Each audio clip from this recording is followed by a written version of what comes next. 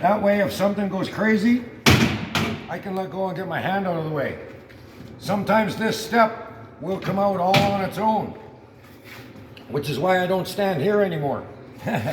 I stand here now. This came out one time, caught me in the shin, and it hurt like a son of a gun. These will hurt you if you're not careful. Folding them up, same thing. Grabbing it like that to close it, wham. I just broke my thumb, okay? Use the hand grips and pay attention to what you're doing. Then it won't hurt you. When it's tucked away up in here, it should stay up in there, but it can bounce out if you were to hit a frost heave or maybe a speed bump at a parking lot or something. There is a spreader bar on top that you can hook a bungee cord around right here under my finger. Okay, and then you can hook a bungee cord there and bring it around the front and hook it onto this one, and that will help keep your step from bouncing out on you. If it bounces out, get it tucked in right away. Department of Transport would love to give you a fine for that. They call it driving with an insecure or an unsuspended load, and they'll give you a nasty ticket for it. So if you hear it or see it bounce out, get it tucked in right away again. Exhaust vent for your dryer. RV marine grade speakers on the outside, and they are working right now. I don't know if you can hear them, but they are working right now. They're weather resistant. Nothing is proof of anything anymore, but they are weather resistant. And they're 100 watts, so they should make a pretty good noise for you. This is the vent for your over the stove range hood. Make sure this is covered when you're storing your unit. That is one way that insects can get into your unit. And worst of all would be to have bees or wasps get in there and build a nest in there if you're not using your unit. So keep that flapper closed when you're storing your unit. Turn these little nibs down so that it will operate when you are using the fan inside your trailer. This is your fresh water connection. Take the cap off of here, stick a garden hose in there, turn it on, fill your freshwater holding tank up. As you're filling the tank up, underneath the unit, this is the drain for your freshwater holding tank, okay? And right now it's open, it's drained, okay? Receptacle for power outside your trailer. All of the 120 volt receptacles inside and outside your trailer are protected by the ground fault circuit interrupter receptacle that's going to be in the bathroom. There will be a GFCI in there that protects all of these, okay? Hazard number 2, furnace exhaust. When your furnace is running, the hot air coming out of this exhaust port can cause damage. Children, pets, grandkids, it can hurt people. When the furnace is running, this is the intake port, this is exhaust. You cannot put anything closer than 18 inches here or it will melt and it may even burn. So you got to keep stuff away from here. So when you're outside, you're awning, enjoying the front of your unit, please make sure nobody's stacked up or you don't have something sitting here. If the furnace starts up, this is a hazard. If the furnace is never going to come on in the summertime, then it's not to be worried about. But in the fall, or if you're camping in, cold weather, if the furnace starts up, this becomes a hazard, okay? Again, steps on the front, same hazards with that, but once they're out, gives you access into your patio door. Hand grab here, which is just an assist. If you were to slip and fall, this thing may not hold you up.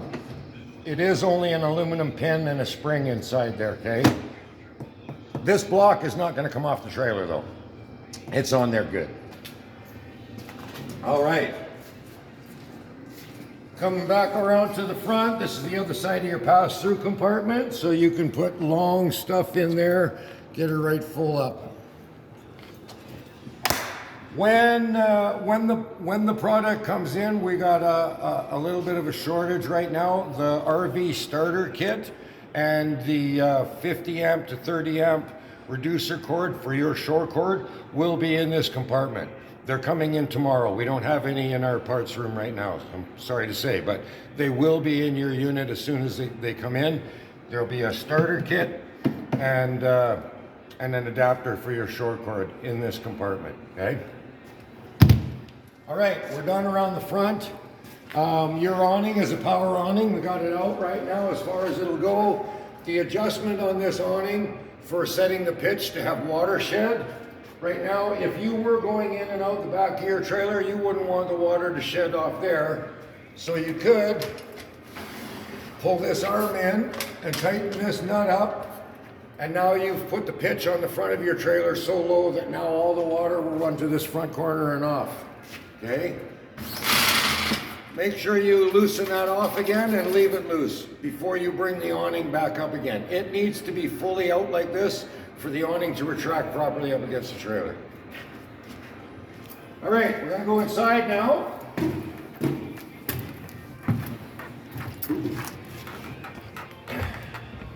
When you come in the unit, on this wall over here by your kitchen is where all your switches and stuff are.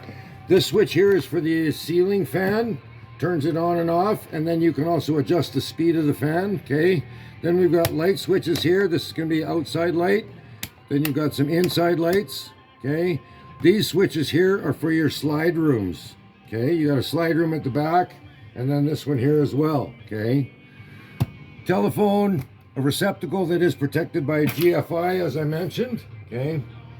Now, when you're looking for the switch for the awning, down here, underneath the countertop. And right now I will retract your awning and bring it in, see, so we don't need it out anymore. That part of the demo is done.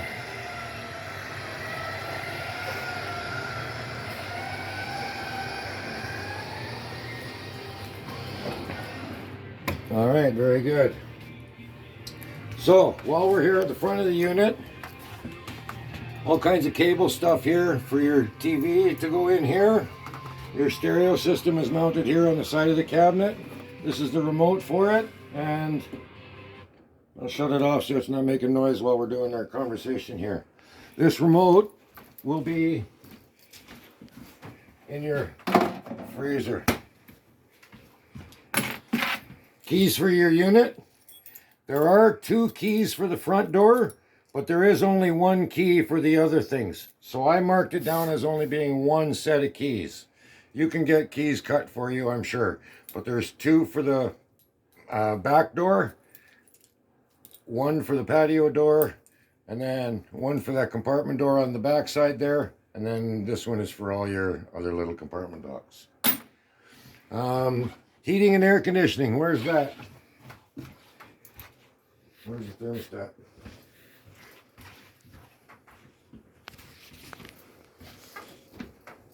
There it is. Thank you, Leanne. Found it hiding behind the door to the bedroom. This is probably very common. It's a very common control system in these in units that are of this age. Right now it's set for off. To run the air conditioner, simply set it on cool and make sure this is turned down. Please make sure that your fan is automatic and high too, because the air conditioner works best when the fan is set on automatic and on high. That way it gets all the airflow that it needs to cool this place down quickly. We'll shut that off, and when you want heat, all you do is go down to the furnace, click this up to the temperature that you want your unit to set to, and as long as your propane bottles are open, this thing will fire up, get your heat through the floor and get it warmed up in here in no time. So shut all that off, leave it that way. Okay. Monitor panels. On this monitor panel right here is 2 switches. One is for your heater and one is for your water pump. You do not have the option here to select electric heat. You only have gas. Okay? So, if you want to heat your water with the electric element, you have to fill your tank first and then go out to the water tank and turn the element on the switch that's on the water tank out there. Then the element will heat the water in your tank.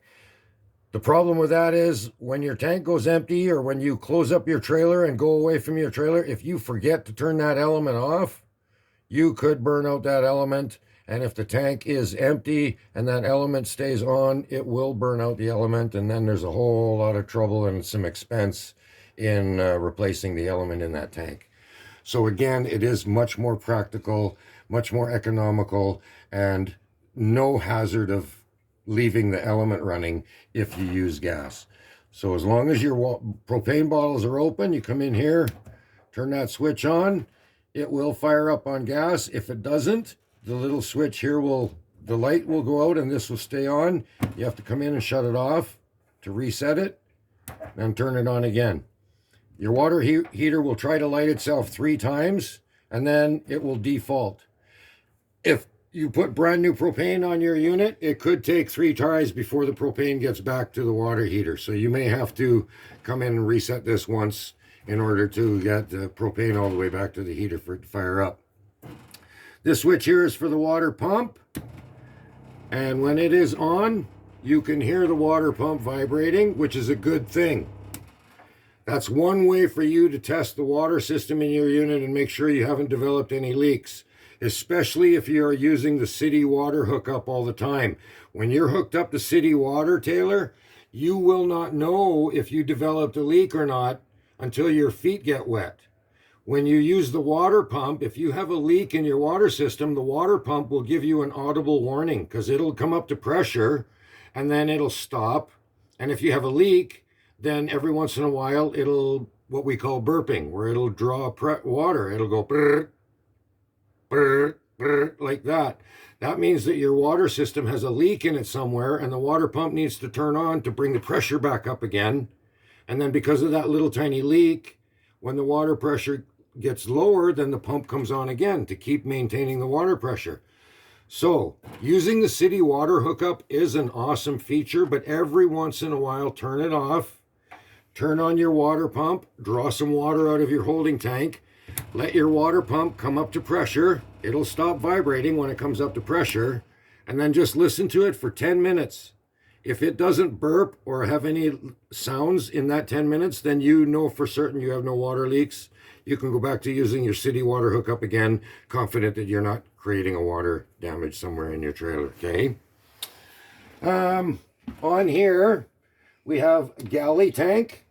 Galley, they use boating terminology in RVs. So galley is the kitchen. So the sink drains into the galley tank and it is empty. Gray tank is going to be associated with the black water tank. So gray is going to be the shower and the sink in your bathroom. It's empty. And black tank, that's your poo tank, of course, and it's empty as well. Freshwater tank is also empty, okay? And right now your battery is showing 4 lights on it because we are plugged into shore power. If we were not plugged in, you would only see 3 lights there, meaning your battery's fully charged, but it's not getting a charging voltage because you're not plugged in, okay? Pretty straightforward there. Microwave doesn't need any explaining, I'm sure. Oven probably doesn't need a whole lot of explaining either. This is kind of a residential style gas oven. I will tell you though that you do have a residential fridge in your trailer.